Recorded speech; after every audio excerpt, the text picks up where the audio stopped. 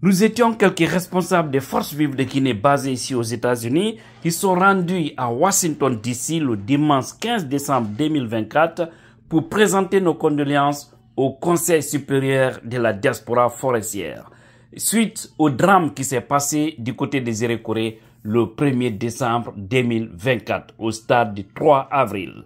Vous allez suivre notre entretien, ce qu'on s'est dit, parce qu'il s'agit de la Guinée et nous devons conjuguer le même verbe pour faire face à ce qui nous arrive. Encore une fois, toutes nos condoléances à toutes les familles qui ont perdu les leurs. Justice soit rendue. Compte tenu du fait que la vie ici aux États-Unis c'est un peu compliqué, on a préféré prendre, nous informer afin de faire une délégation de personnes représentatives. C'est-à-dire tous ceux qui sont là, chacun représente une entité, chacun représente une communauté. Au lieu de se regrouper en plus et venir. Sinon, ce n'est pas les moyens ou le nombre de personnes ou les volontés qui manquent. Non, on s'est revenu dans les bus. Parce que c'est chez le doyen et c'est le siège de la coordination de la diaspora forestière. Pour doyen, merci à M. Edouard. Comme il l'a dit, c'est un ami de longue date. Et nous présentons nos condoléances aux familles vraiment éplorées. Et nous demandons justice. Comme Zogota, vous savez, et autres. Il y a eu des tragédies comme au stade du 28 septembre 2009. Merci pour nous avoir reçus dans vos captures. Merci pour le travail que vous avez fait et que vous êtes en train de faire. Et je dirais merci au Haut Conseil de la diaspora forestière, qui est l'une des organisations les plus expressives, les plus connues et au front en fait de toutes les réalités sociopolitiques qui se passent chez nous. Voilà. Et donc nous sommes venus compatir, nous sommes venus partager avec vous les peines.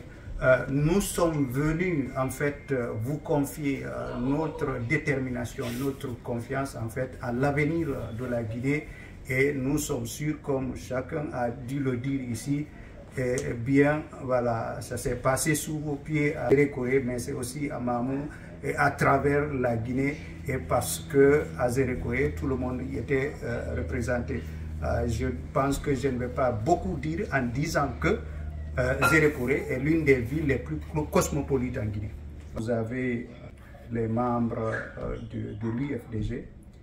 Nous sommes là au nom du président et voilà, de nos responsables, de nos militants et sympathisants. Mais aussi, en fait, la Guinée, dans sa diversité, quand il s'agit de ce qui nous concerne, de ce qui concerne la Guinée, c'est bien sûr, par exemple, la société civile. Voilà, des gens qui ne s'identifient pas à des partis politiques, comme par exemple votre organisation, mais qui voudraient qu'il y ait l'état de droit, que la Guinée ne soit pas un pays extraordinaire, mais un pays normal, où la vie des citoyens est précieuse, elle est à caresser, elle est à protéger en première position par ceux qui ont la charge, le devoir de le faire, notamment voilà, nos dirigeants civils. Et ça, vous avez M. Akoumba Diallo, qui est bien connu, qui est journaliste, voilà, qui est écrivain. Voilà. Et moi, personnellement, je réponds au nom de Dr Sank. Il y a un déplacement vers la coordination de la diaspora de la Guinée forestière pour présenter les condoléances pour ce malheureux événement. J'avoue que je ne pouvais pas m'en soustraire. Comme il m'a appelé à Kumba, ce qui est beaucoup plus connu, c'est mon côté de journalisme. Je suis chercheur sur la violence en République de Guinée et je voudrais vous laisser une copie de la recherche que je suis en train de finaliser sur le livre. Mon souci en tant qu'acteur de la société civile, c'est d'avoir une Guinée sans violence, une Guinée où chacun pourrait vivre partout où il voudra, sans se sentir avec des barrières, soit religieuses ou des barrières psychologiques. It hurts as a Guinean. So son of the land. All of us today, we are outside. Our children are outside. We would love our children to go back home, to see peace, love, harmony that we've been living back then, and what our cultures, our country stand for. But today, it's hard for us to really present our children, to take our children back home. It's hard for us to even open a TV to show our children that this is what our country. For them to see this kind of violence, it gives them less hope. And they want to see we, the fathers, mothers, living in the diaspora. What are we doing to change this? What are we doing to make sure Guinea will be their country as well? For us, give you an example, one of my sisters, she only has one child, 16 years old, died. Wow. And we are struggling right now to get her to cope, because it took us so long at the age of 40 before she was able to have that child. Tidjane, effectivement, on va lui donner la parole, voilà, et lui il a même été aussi dit ici qu'il a perdu deux sœurs. Ok, merci beaucoup. Moi c'est Tidjane So, connu sous le nom de Tidjane la puissance, activiste politique et bref, influenceur. Et voilà ce qui s'est passé à Sérékouré, ça nous a indignés tous en tant que Guinéens. Moi étant natif de Massanta, où j'ai grandi, j'ai fait mon cycle primaire et secondaire et j'ai fait le lycée à Sérékouré. Je maîtrise parfaitement la forêt. J'ai fait 2 ans aussi à Kissédougou. Voilà, je suis plus forestier que même quelqu'un de Tougué. Je le dis comme ça parce que à chaque fois que je vais en Guinée, je fais plus de temps en forêt vu que c'est là-bas où je suis né, je suis grandi. Mais au-delà de tout, je voudrais, en tant que représentant de la forêt ici aux États-Unis, qu'ensemble nous véhiculons un message. Ce message, c'est quoi? C'est pour empêcher les gens à ethniciser ce qui s'est passé. Parce qu'aujourd'hui, on n'a pas intérêt à se diviser. Nous voyons des fois le pouvoir qui refuse d'être responsable, qui refuse de reconnaître son tort vis-à-vis de cette situation, parce que nous n'aurions été cette propagande organisée, on n'en serait pas là. Et quand tu dis football, la jeunesse, elle ne regarde ni l'ethnie, elle ne regarde ni la religion, parce que tout le monde aime ça. Ils ont pris cette stratégie pour mobiliser les gens un peu partout. Maintenant, ce qui s'est passé, vous voyez certains avec une stratégie très mauvaise pour dire que les peuples ont provoqué ça. Pourquoi je vous le dis? Parce que c'est le message en Guinée. Ils veulent passer par tous les moyens pour opposer la forêt et au Fouta. Refusons cela. Moi, je vous dis, un bon forestier, je le préfère 1000 fois qu'un mauvais peuple. Parce que les bonnes personnes vont toujours aider. Mais la mauvaise personne, même si elle est dans ta propre famille, elle va même d'abord vous détruire. C'est pourquoi nous devons faire la promotion de l'excellence. Donc, c'est ce que je voudrais vraiment vous dire. Passons ce message que personne n'oppose le peuple au forestier ou le malinqué au soussou. Parce que c'est là, ça fait la politique de ceux qui nous dirigent. Sinon, il est incompréhensible maintenant qu'on nous dise jusque-là, il n'y a que 56 morts. Alors qu'on a vu votre déclaration et c'est que M. Edouard doit revenir là-dessus. Parce que là, c'est le monde qui verra ça par rapport au nombre que vous avez appris. Donc voilà, j'ai des parents qui ont été victimes. On a des sœurs qui sont restées là-dedans. Franchement, c'est toute la Guinée qui a été endeuillée. Donc encore une fois, mes condoléances à tout le peuple de Guinée, en particulier le peuple de la Guinée forestière. Merci. Merci Kenya. Encore une fois de plus, merci à chacun de vous. Comme on l'a dit, c'est le geste qui compte beaucoup. Le déplacement et la compassion que vous venez montrer. On l'a eu tous à souligner ici. Le drame est certes survenu à Zéro-Corée, mais ce n'est pas un problème d'ethnie. C'est un problème qui touche toute la Guinée dans toutes ses composantes. Malheureusement, on a appris juste avant-hier qu'il y a une dame qui avait perdu tous ses 5 enfants dans cette tragédie, et elle a fini par se suicider parce qu'elle ne pouvait pas tenir le coup. Cela dénote un peu de l'ampleur et du traumatisme qui est là, mais face auquel nos autorités ne lèvent pas le doigt, ne font rien. Sinon, en pareil cas, toutes ces victimes, il doit y avoir un centre d'accompagnement.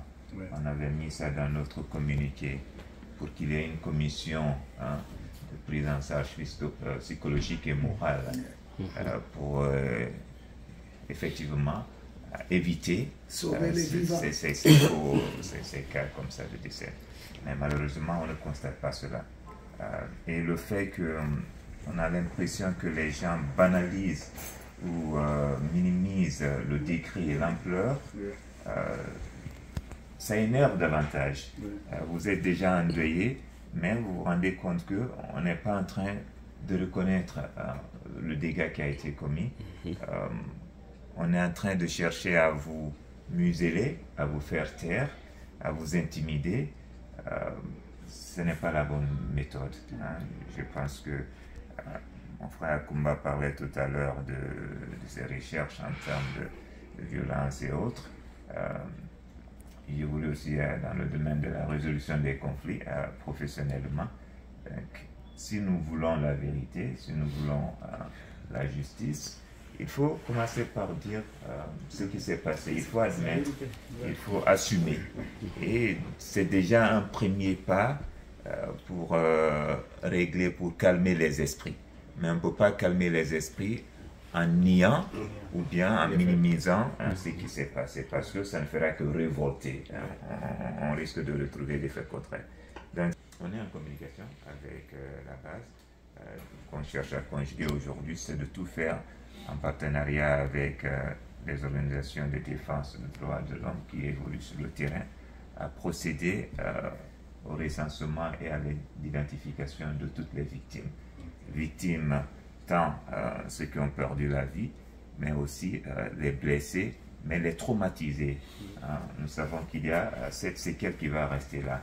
Beaucoup, surtout dans la couche juvénile, qui ont eu à témoigner de ce carnage. Ça va rester ancré dans leur conscience. Donc ce traumatisme va les hanter pour le reste de leur vie. Donc nous voulons tout faire pour identifier et répertorier tous ces gens-là, recueillir les témoignages, s'il le faut, pour nous préparer, pour amener les autorités à assumer leur rôle. Ça a été annoncé qu'il y aura des enquêtes, mais jusque-là, on n'a rien vu encore, et nous ne voulons pas que ça reste lettre morte. Et s'ils ne font pas leur part, il est de notre devoir quand même qu'on puisse réunir tous les éléments nécessaires, qu'on continue à communiquer là-dessus tous en tant que Guinéens, qu'on attire l'attention des gens là-dessus, parce qu'un jour, le pays ne va pas rester comme ça. Nous allons revenir à ce pays de normalité, de droit, de principe, où nous allons revisiter ces tragiques moments. Les événements du 28 septembre 2009, ça a pris 12 ans, 13 ans, avant qu'on ait des jugements, mais au finish, il y a eu jugement quelque part. Nous comptons sur chacun de vous. Je sais qu'on l'a dit, Zéro est une ville cosmopolite. Il y a mon frère Tidjane qui disait, Tidjane aussi, hein, Amadou Diallo, qui disait qu'il y a sa famille qui a été endeuillée. Appelons nos parents, invitons-les à se faire identifier. Il ne faut pas qu'on laisse la peur prendre le dessus sur nous. Parce que si on le fait, effectivement, on aura donné raison à ceux qui sont en train de minimiser ou de banaliser l'ampleur. il faut le reconnaître, le dégât est énorme. Nous avons parlé d'environ 300 cas de mort. Mais quand on appelle sur le terrain, c'est pas interdit au quotidien comme on parle de plus de 500 envoyés. Mais tant qu'on n'a pas encore fait ce travail de fourmi, on ne peut pas toujours mettre les chiffres là-bas. Mais les gens parlent qu'il y a banalement plus de 500 qui sont décédés. On parle peut-être d'éventuelles fausses communes parce que les gens auraient été enterrés. Tout ça, c'est un travail qu'il faudra faire pour que la vérité puisse surgir, pour que ces victimes et ces familles aient droit réellement à un deuil normal, qui puisse être, disons, dédommagé s'il y a lieu. Donc je ne vais pas parler trop, je sais que la journée et le programme est chargé. Je vais donc passer la parole à Prince. Merci. Vous voyez que ça a été mieux comme ça. Chacun a eu l'opportunité de s'exprimer. Et avant que je ne rentre dans les petits détails, je vais vous présenter Nema Chérif. Pour certains d'entre vous, vous l'avez certainement vu ou connu. Alors, Nema, pour la petite histoire, c'était le premier président du Conseil supérieur de la diaspora. Et ça avait pris naissance chez moi aussi.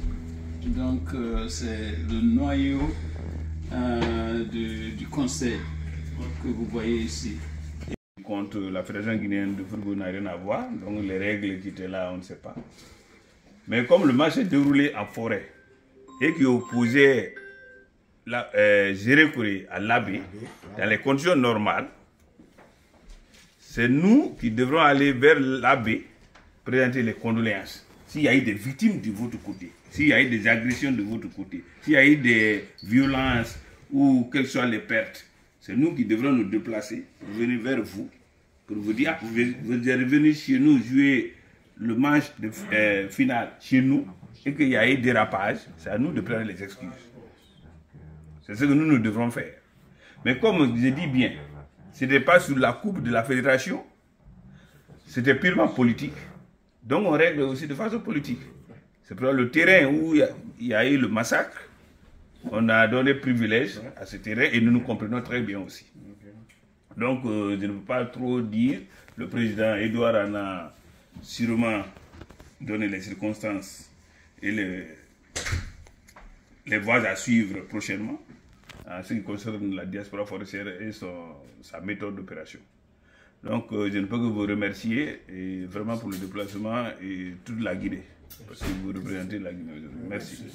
Le message sera traduit et transmis, du moins, au reste de la diaspora, parce que par le canal du président. Et on vous remercie au nom de la diaspora. Au nom de ma famille aussi, merci d'être venu. اللهم ربنا لا تضع لنا حاجة من حوائج الدنيا لك فيها ولنا فيها صلاح إلا أنت اللهم ربنا هب لنا من أزواجنا وذرياتنا قرة أعين واجعلنا للمتقين برحمتك يا ذا الجلال والإكرام. اللهم اغفر لجميع أمواتنا وسائر أموات المسلمين والمسلمات برحمتك يا ذا الجلال والإكرام. اللهم اغفر لنا وارحمنا إذا سرنا إلى ما سارنا التراب والجناب وحدنا يا رب العالمين. ربنا آتنا في الدنيا حسنة وفي الآخرة حسنة وقنا عذاب النار. سبحان ربك رب العزة عما يصفون وسلام على المرسلين والحمد لله الحمد لله رب العالمين. Merci beaucoup. Merci. Amen.